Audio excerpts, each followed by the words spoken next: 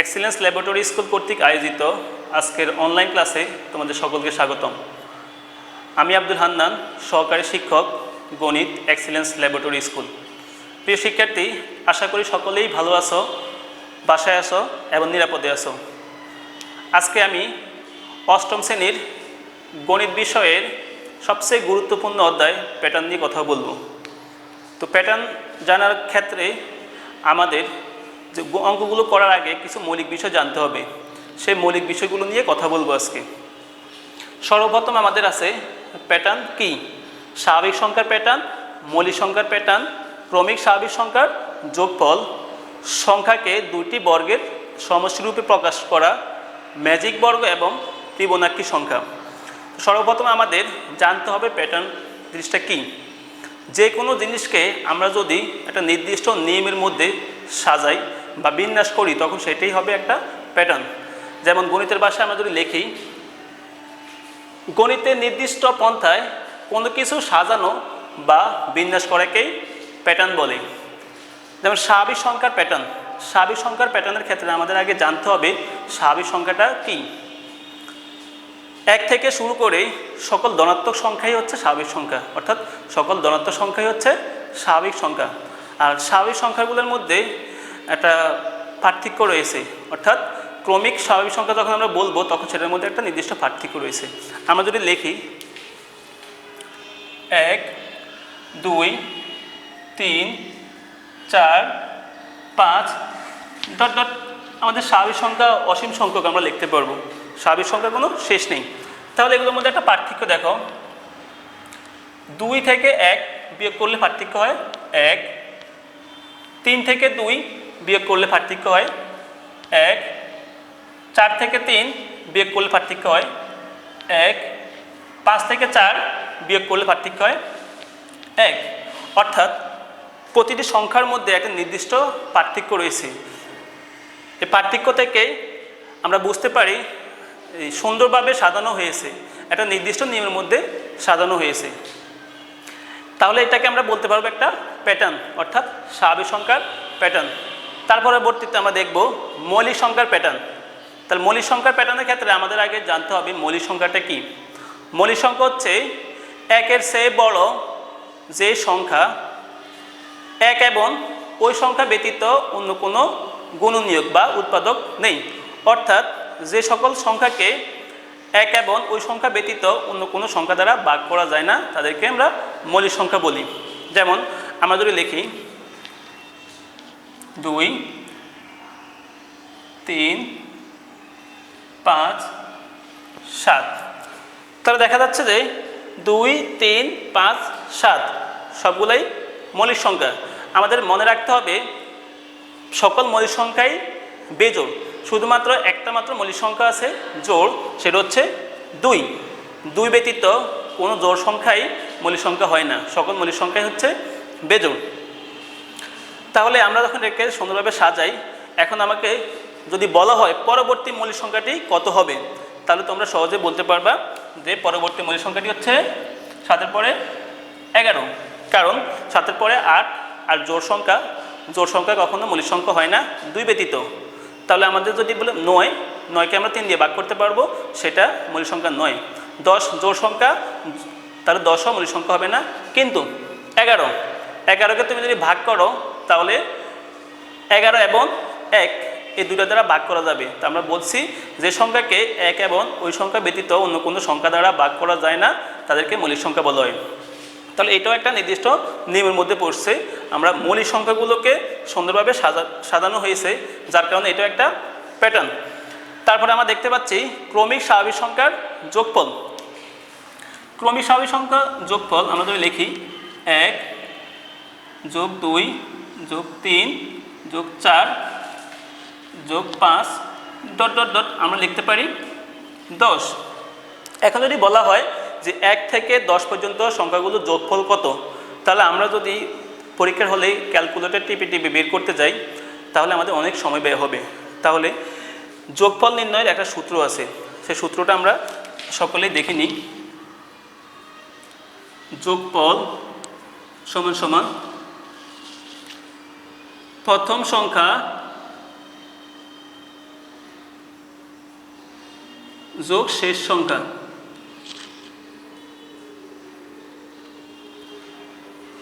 গুণ পদ সংখ্যা ভাগ 2। অর্থাৎ আমাদের যে একটা প্যাটার্ন দেওয়া আছে সেখানের মধ্যে প্রথম পদ কোনটি, প্রথম সংখ্যাটা কত, শেষ সংখ্যাটা কত আমাদের দেখতে হবে। তাহলে আমাদের এখানে প্রথম সংখ্যা হচ্ছে 1 আর শেষ সংখ্যা হচ্ছে 10। তাহলে পদ সংখ্যা কয়টা আছে, পদ সংখ্যা বের করাটার নিয়ম আছে, সেটা হচ্ছে পদ সংখ্যা সমান শেষ সংখ্যা বিয়োগ প্রথম সংখ্যা।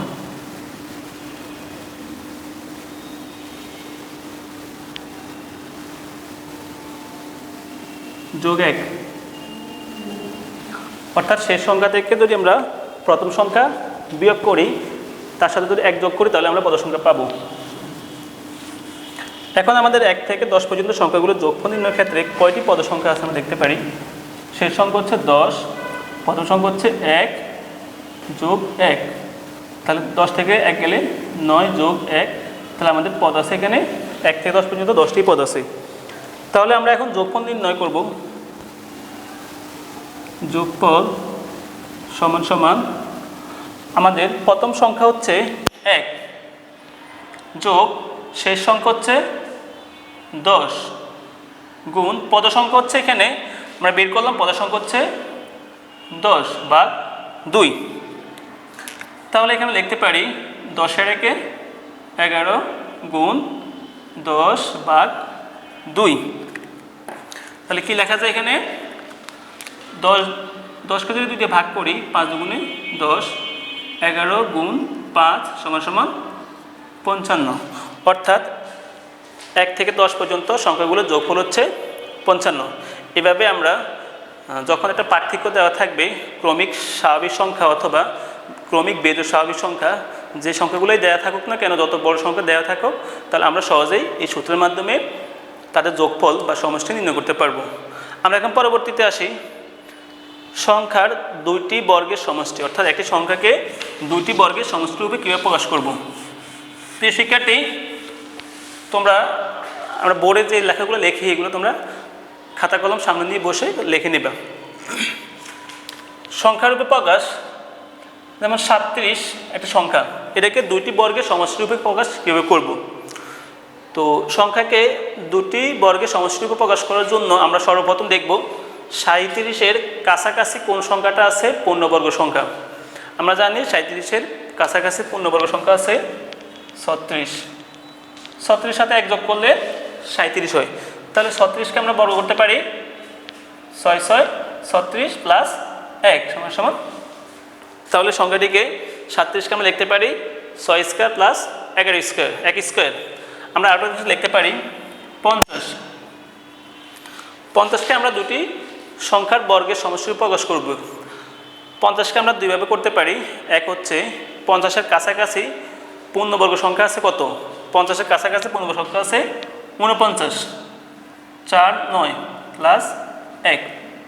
তো 49-এর বর্গ হচ্ছে 49-এর বর্গমূল হচ্ছে অর্থাৎ 7 স্কয়ার। 7 স্কয়ার হচ্ছে 49 আর 1 স্কয়ার হচ্ছে 1। তো 7 7 49 যোগ 1 স্কয়ার মানে 1, অর্থাৎ 1 49-এর 1 50। এটাকে আমরা আরেকভাবে প্রকাশ করতে পারি 25 যোগ 25। 25কে লেখা যায় 5 স্কয়ার যোগ 5 স্কয়ার, অর্থাৎ এটাকে 2 ভাগে লেখা যায়, দুটা নিয়মের মাধ্যমে লেখা যায়। এরকম 1 থেকে 100 পর্যন্ত প্রায় 35টা সংখ্যা আছে যেগুলোকে 2টি বর্গের সমষ্টি রূপে প্রকাশ করা যায়। এখন আমরা দেখব পরবর্তী সংখ্যাটি ম্যাজিক বর্গ। ম্যাজিক বর্গ নির্ণয়ের ক্ষেত্রে আমাদের একটা সূত্র আছে, সেই সূত্রটা আমরা লিখব। তার আগে আমি 3 ক্রমের ম্যাজিক বর্গ দেখাচ্ছি। 3 ক্রমের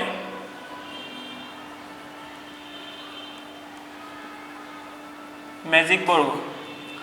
3 ক্রমের ম্যাজিক বর্গ আমরা জানি 15, কিন্তু এই 15 কীভাবে আসলো সেটা আমরা একটু দেখব।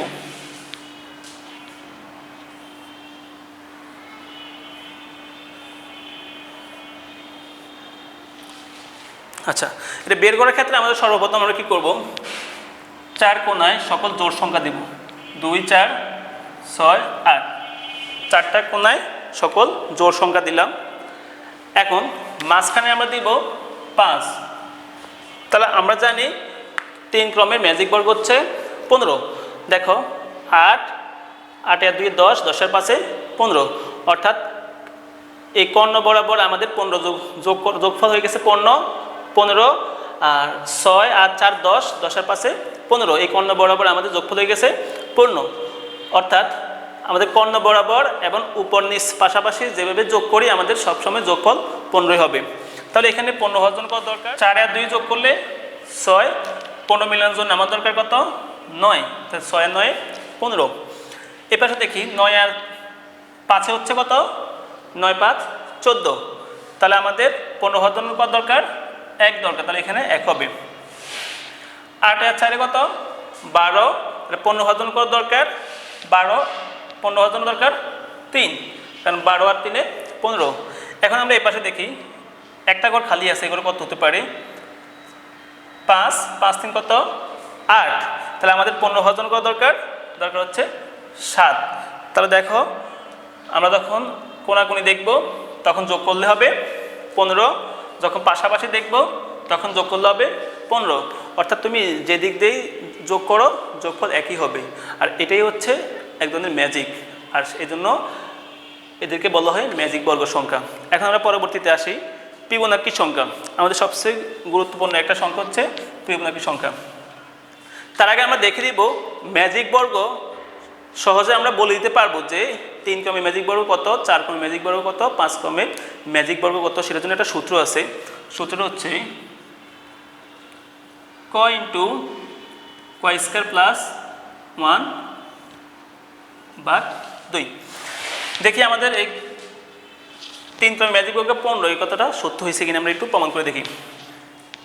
যত ক্রমের বলবো কয়ের মান তত হবে।